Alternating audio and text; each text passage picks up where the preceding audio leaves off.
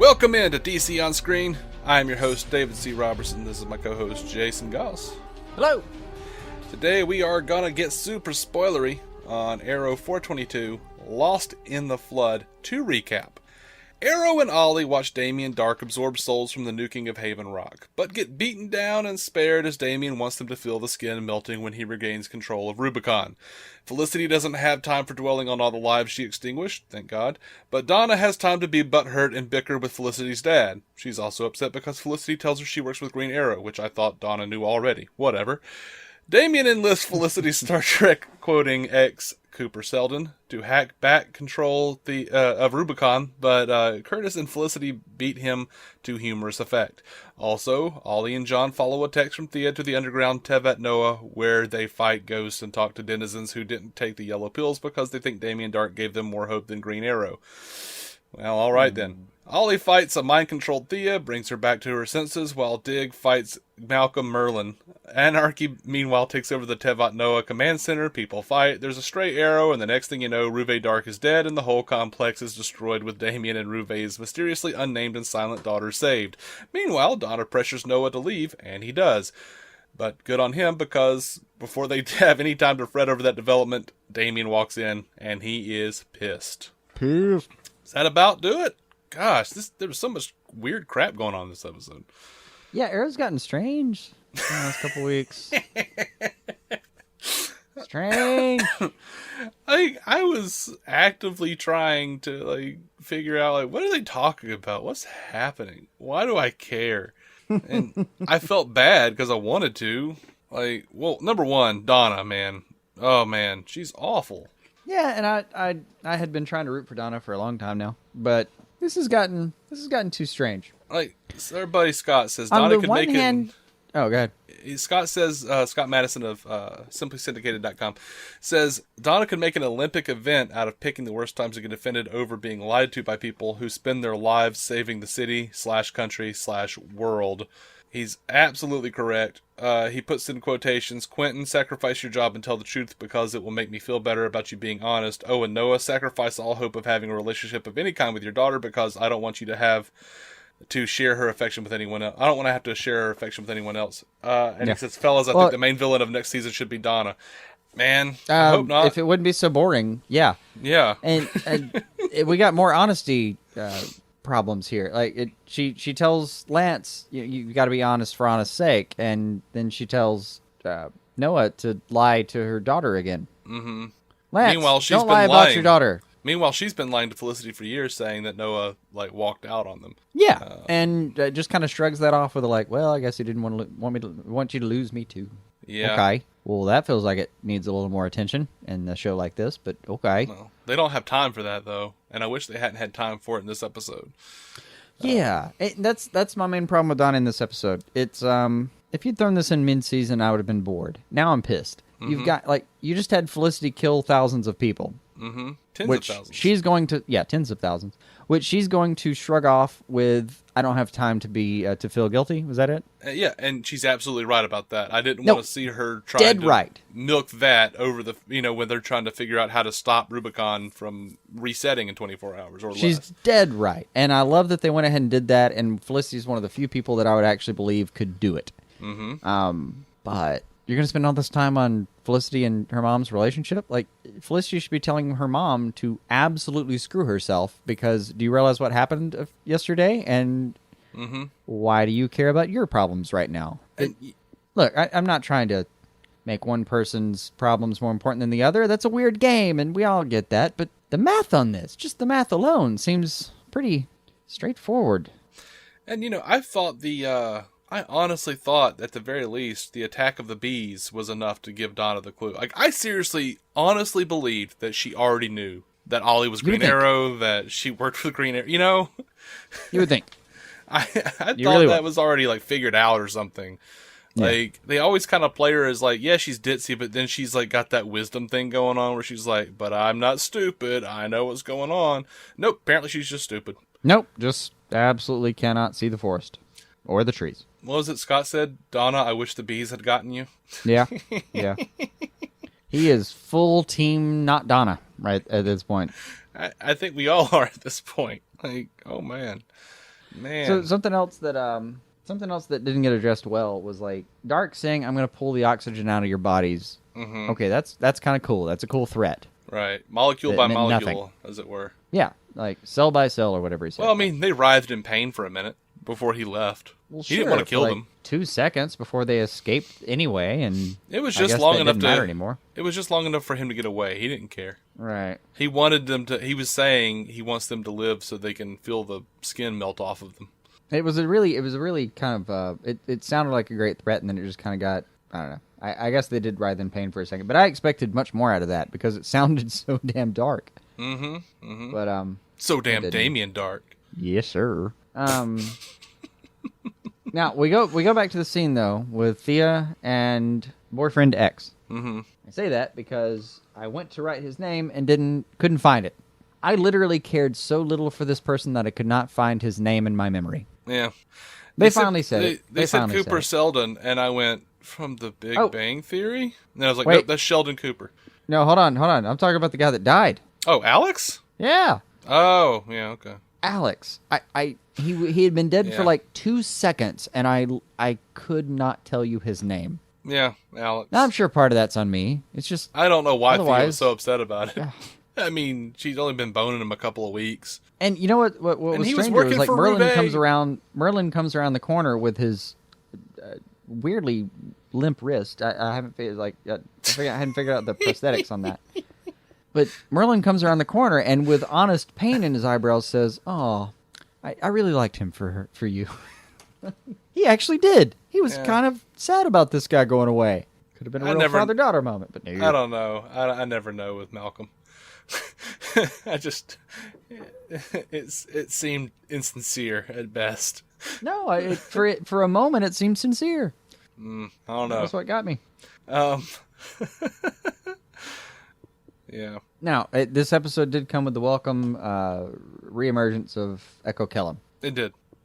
And honestly... he brought the funny, as usual. Yeah, like, Giant garbage bag full of funny. I was over the moon excited and happy with Cooper telling Felicity, "Isn't this how you prefer it to be? Hacker to hacker, once more into the breach." And then Curtis going, "Is he really going full Star Trek 6 on you?" And then they counteract his hackery, and he like looks up at Damien and goes, "To be or not to be?" And the explosion, I almost pissed laughing. Yeah. 'Cause that was Yeah. all from Star Trek 6. Yeah. Um, Oh, man. I don't think love it. Scott enjoyed any of that, but I did. Well, I admit, I got lucky on this one. I happened to remember that cat's face. So I did know who was coming down the stairs. I'm like, oh, when she was a goth kid. I got cool. Mm-hmm. I was on board.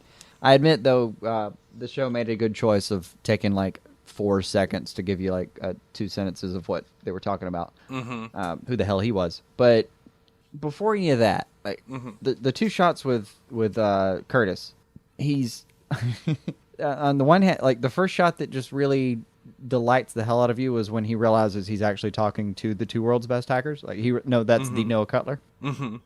His starstruck is hilarious. And better than that, when she comes back after trying to help the other team, comes back, blah blah blah. Apparently, we're going to leave Lance in charge of the comms. I don't know. I guess he can work them now. I didn't have a problem with that. Why wouldn't he be able to work the comms? Hopefully it's just like a regular comms thing, and I suppose in the police force he had a similar system. And what was fun about that is while that's happening, that's when Sarah shows up in Legends. Yeah, I loved that. Like I was down with that, and I have no problem with Lance. Like if same outfit too, right? Like same shirt, same like checkered shirt. I didn't pay attention. I just put so. 2 and 2 together. I just put 2 and 2 together and realized you was pissing me off. No, I didn't pay attention, but I had no problem with him knowing how to work the comm system. If Donna can be so stupid as to not understand or not figure out that Felicity's working with the Green Arrow, I can believe that Lance is smart enough to figure out how to, connect 2 calls. I can live with it. But all right, so Curtis gets left alone with Felicity's mom and dad, and comes back, and when Felicity actually comes back to join him, has this whole sympathetic look on his face. That was I loved that little bit. he's just talking about, like, I've heard about children of divorce and everything, but I didn't know it was this bad. Mm-hmm. And more than that, I love, like, Felicity just groping for the beer behind her, like snatching the beer out of Curtis's hand. Mm-hmm. All that cracked me the hell up. Yeah, it was all pretty good. It's, I guess it, like, the Donna Noah stuff worked pretty well. By the way, and then kind under her breath, kind of confusing. someone stick something sharp in my eye. Yeah. Kind of confusing to have a character named Noah on the show while at the same time calling the underground arc the Tevat Noah. Just saying, guys. Yeah, seems like a weird thematic choice since he clearly has nothing to do with what's happening right there. I think they just realized that it just sounds like way better than just saying Noah's Ark. Yeah. Like, yeah. Yes. So, anyway. You know what would be killers if somehow Calculator actually came up with a plan and thought it was a fun little a fun little clue to who was really behind it. If, like, Wednesday's episode turns out that he's the big bad guy over Dark. And that's really the reason he left, that he just gave in to Donna so quickly, is because he knows that Damien's coming. That'd be a lot of fun. Why do you think I picked a guy named Dark? Had Ark in it. Thought it was funny. Oh, that's so good. That's like one of those weird, rare instances where it's so good and yet it's so bad. That's why we should never write the show. Like, most of the time, like, we'll be like, oh man, that's so good, we should write the show. No, that was amazing, but that was awful. We should never be allowed to do anything ever. Most of the time I agree with the second and the first simultaneously. Yeah. So, yeah. So, Anarky. What? Oh, go ahead. Anarky? No, go ahead. Anarky. No, go ahead. Go ahead. Fine, I'll go. Middle of the episode-ish here, we have some action going down. They've made it to the giant place whose name I've forgotten. Tevat Noah. Genesis Chamber. Yeah. Tevat and one of the things Oliver says is, might as well be Ivy Town. Okay, that's kind of fun. You're bringing it back home to, like, episode 1 of the season. That's kind of cool. Good job. Man, I gotta say, though, they look kind of funny doing, like, a chase scene through the suburbs, because it just looks bizarrely different, because we're used to seeing this show, like, take place in a back alley in the middle of the night in a city and stuff. But, oh my god, did you see that turnaround backwards arrow shot thing? I really enjoyed all the fight sequences here. Holy hell, that looked great. Like, it really looked great. It was weird to watch it, and then I was so happy that they had all the light on it once I actually saw the moves. I was oh my god. Just giggling. I was on board. Giggling with delight. You know what I'm not on board with? I know everyone's busy, but you've done it before. Give Diggle his helmet. I'm sick of this shit. I'm sick of that terrible helmet. Is that going to be like the season 2 or season 4 finale, as Diggle gets his helmet? You have teased me about this helmet for weeks now. Months, I would say. Why aren't we working on this? So, Also, arrows can't pick locks. You know what? This is based on a comic book character who has an arrow with a punching glove on the end of it. Okay, but that's blunt instrument. I'm good. I had went over all this sorts with, of stupid arrows. I went over this with Scott, but having a bunch of stupid arrows is fine. Even having Felicity design an arrowhead that happens to be able to pick locks, that's fine. But how do you keep track of that in the quiver? Like, how do you not show up to the thing you're trying to break into and reach and grope and go, oh, shit, I fired the one that was a lockpick. Can they all pick locks? Maybe. And in the case that you have just shoved a freaking arrowhead into a lock, you didn't pick it. You made it worse. Now that door is not going to open without brute force. I know, man. What do you want from me? I just really messed up the mechanisms inside. I just thought, what's the stupidest thing I can think of? An arrow with a punching glove on it. All right. I agree. Is that more stupid than a lockpick arrow? No. All right. Well then. Or is a lockpick arrow more stupid than that? No, it's not. Okay, you're gonna go along with this? Yeah, I'll go along with it. All right. Look, that logic is useful. It is. It's just gonna stop and point it out, and then we're all gonna move on together. That's because it does. He gets in there and he meets the family in there, and I gotta admit, why is he giving these people more hope than we ever did or ever could? All right, that got me. That got me a little bit. I mean, it's interesting. Mm-hmm. I don't know that, flinging a stray arrow and destroying their entire community is a good answer to it. No. I'm pretty sure he defeated his own purpose there. That was just him going, you know what? F them, they're idiots. Fa-choo!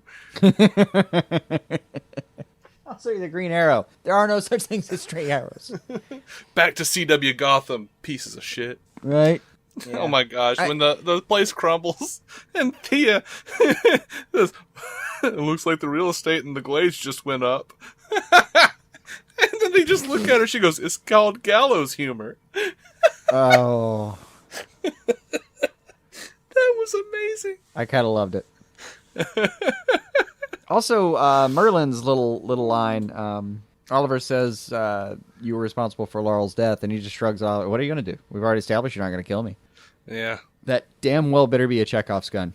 I love John Barrowman. I love him dearly. But his time has come. His time has come. It's time for Malcolm to go. And I think Thea should be the one. I do. That would make sense for me. I do. I think it's her. So, do you think that, I'm pretty sure there was something I was going to mention, but I didn't. Oh yeah, Anarky. I'm sick of him, and I'm really grossed out every time he calls Thea mommy. It's so gross. Yeah, it's so weird. Strange. I hate it. Just real strange in a way that's not fun. And he is. Scott mentioned it, and I don't want to look up the actual quote here that Scott gave, but he is a poor man's Heath Ledger. He is. He is. I don't care for him. I do care for his fighting style. Well, I really as love Scott the way points out, being crazy does not make you a good fighter. I agreed, but he was apparently a well-trained League of Assassins member. Was he? Yeah. And the only reason he wasn't really accepted was because he was a crazy motherfucker. Yeah, so I didn't remember his backstory because he's always bored me. I mean, hell, let me know if I'm wrong, but I'm pretty sure that cat's League of Assassins. Hey, anything to make it work, man. But he does have some training, and it's just bizarre that he's this good at it that he can, as Scott put it, take on like 3 vigilantes at once. Don't get me wrong, that's a lot, but it is precedented. He has taken on Arrow and Thea at the same time before, and did okay. Or was Arrow and Diggle? It was at least 2 of them before. And the thing I actually enjoy about it is, man, I love his weapon. I do. I really love his weapon. I wish someone else had it that I cared about, but I really love it. That it's like a giant nunchuck kind of situation that turns into a bow when he wants it to, and it was electrified at one point. It was a freaking cool weapon. Yeah. It's just fun to watch his little spinny style. I get So distracted. you mean basically Daredevil's Billy Club? Yes. I mean, he's a combination of like Daredevil and Nightwing. It's pretty badass. Yeah. I like watching the cat fight. I do. It's that being said, he is absolutely whatever the plot needs him to be, and that part is still a problem. Yeah. Because at this point he's just Deus Machina. Like that's all he is. Yeah. So whatever. I don't know. I don't care for him. But you know what? He got Ruve out of the way.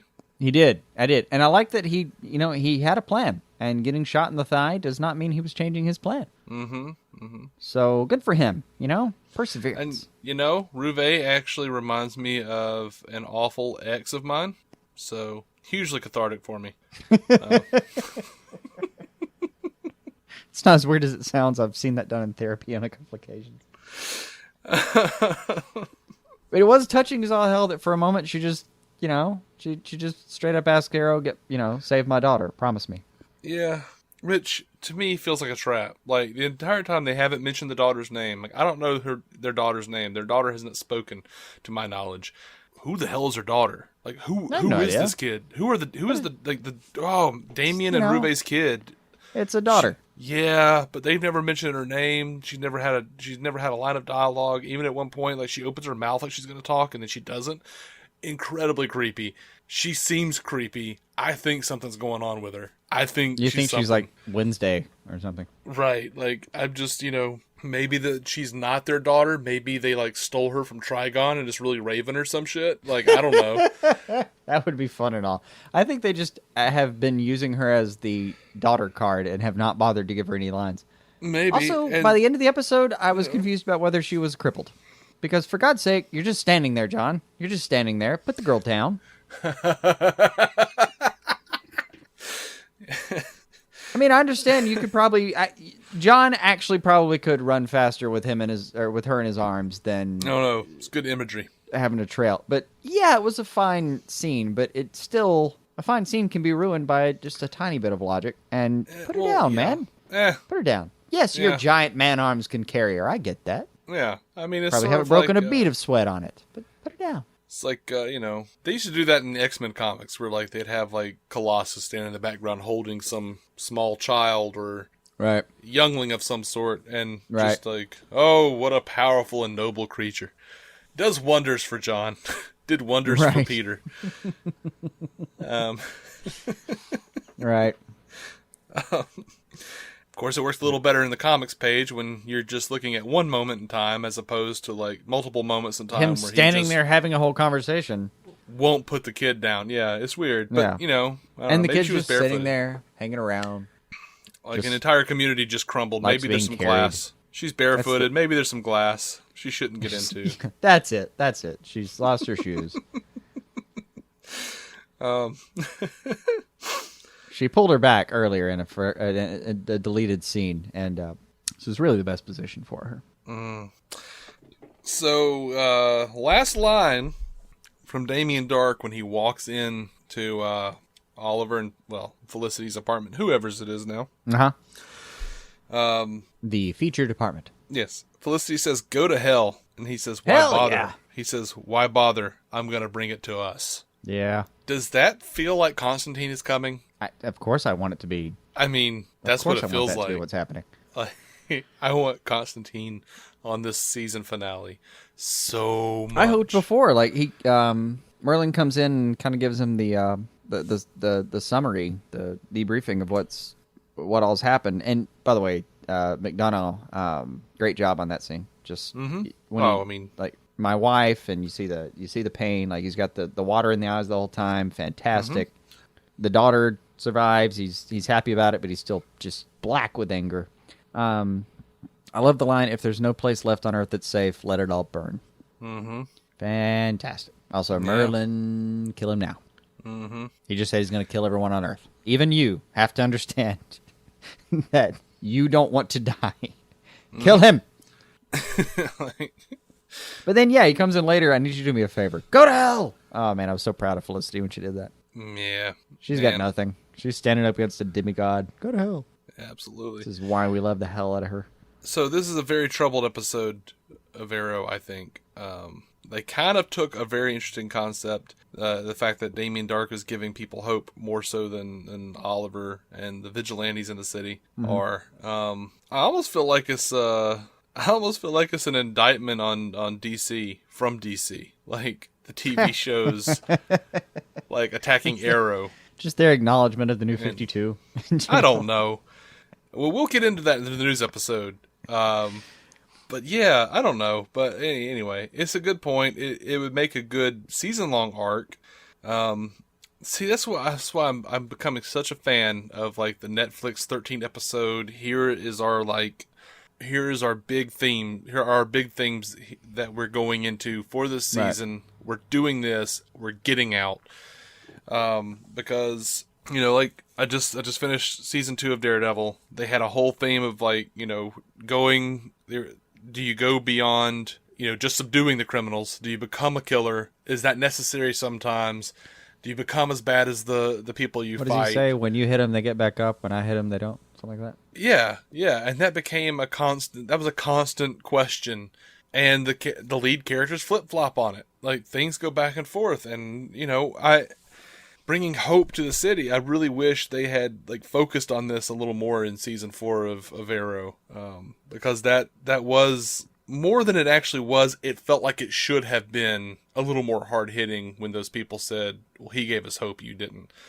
I felt like that was like, yeah, that's a really good scene. Sure wish you'd set it up, because we were too busy. It seems like it was set up by kind of the whole series so far. Mm-hmm.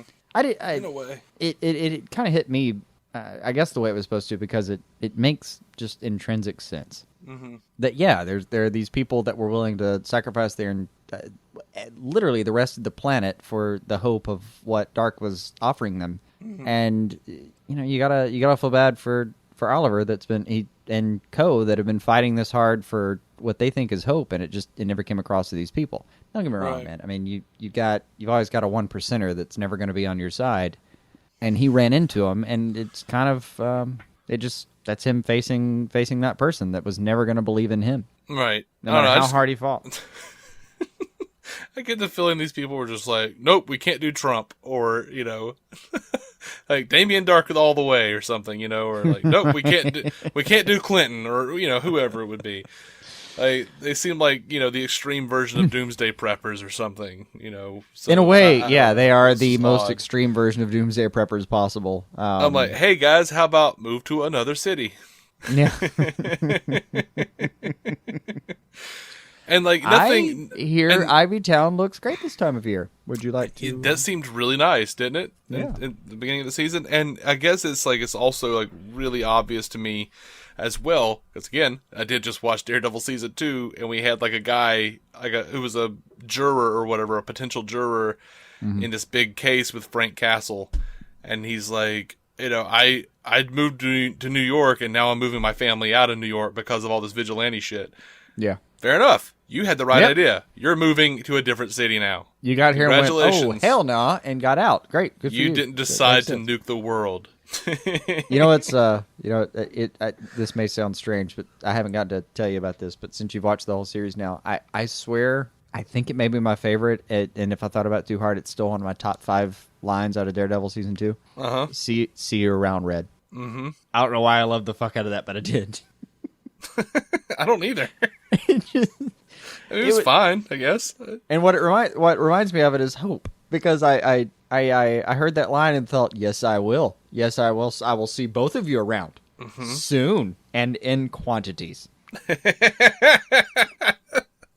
Yep. But yeah, I don't want to get off on Daredevil right now. I mean, I already got off on Daredevil, but. But I mean, it's a fantastic show. But we've got Legends to get around to anyway. Yeah, this was fine. I felt like it was a bit of a filler episode, or not even a filler episode. It was like a frantic, mad dash to get to a season finale. Like they were like, oh shit, we got a lot to go through. They were moving the pieces around where they needed to be, but it took a minute. Yeah, it was like, how much we have to do to get to the season finale, and we got to have something for Anarky to do. Shit, okay. Yeah, we've left him on the board. I feel like there were a lot of frustrated sign writers in a room going, shit, okay. That's what this episode felt like. Hopefully the season finale won't feel like that. I look forward to it, as I always do.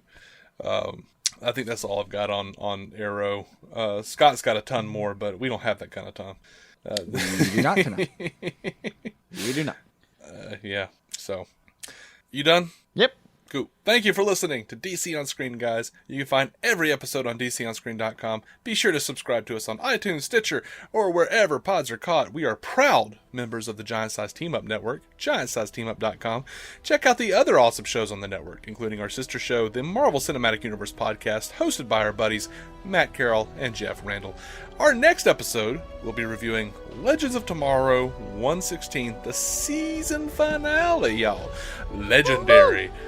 Until then, keep some DC on your screen.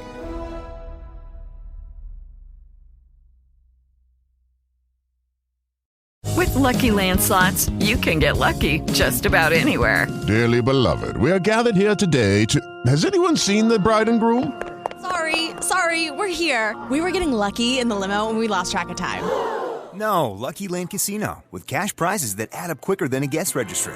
In that case, I pronounce you lucky. Play for free at LuckyLandSlots.com. Daily bonuses are waiting. No purchase necessary. Void where prohibited by law. 18+. Terms and conditions apply. See website for details.